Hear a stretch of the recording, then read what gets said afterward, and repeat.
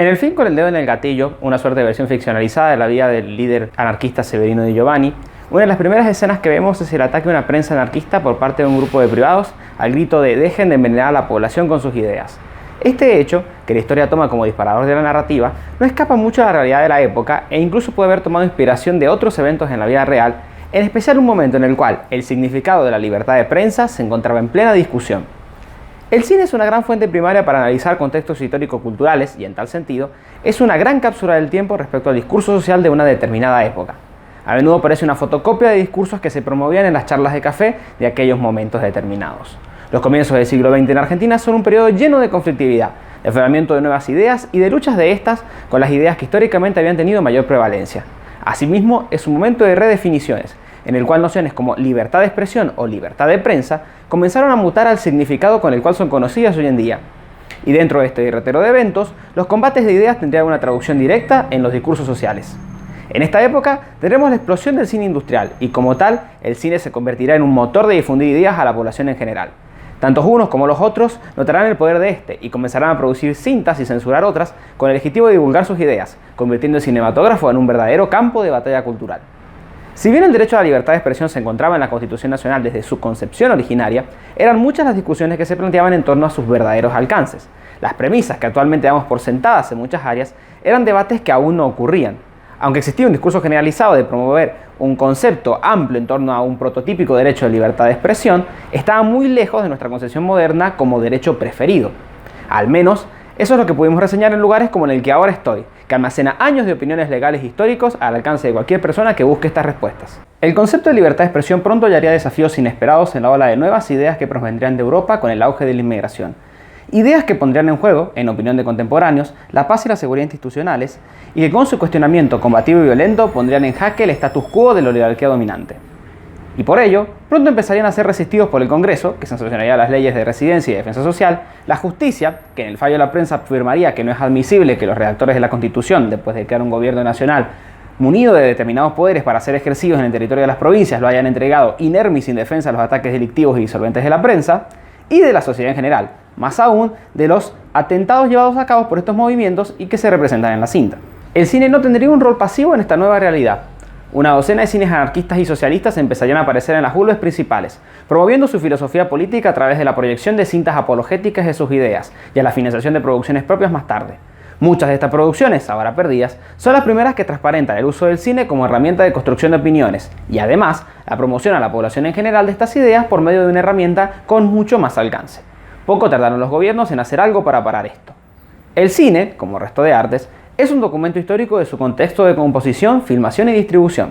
Y en tal sentido, la película que comencé citando en este trabajo también lo es. Con el dedo en el gatillo es una película surgida tras la explosión del cine noir o negro que empezó en la década del 30, iniciada casi por accidente por una cinta de Manuel Romero titulada Fuera de la Ley.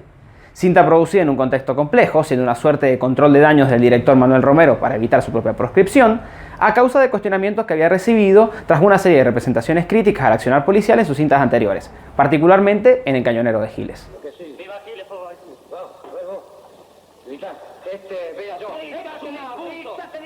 Giles!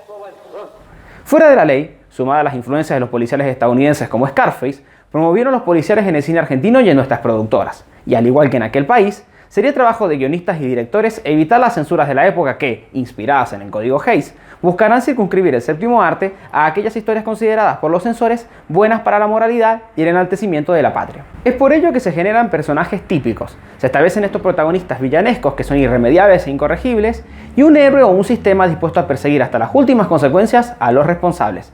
Estos responsables, que para cumplir los requisitos de moralidad de la época, terminarán pagando sus consecuencias.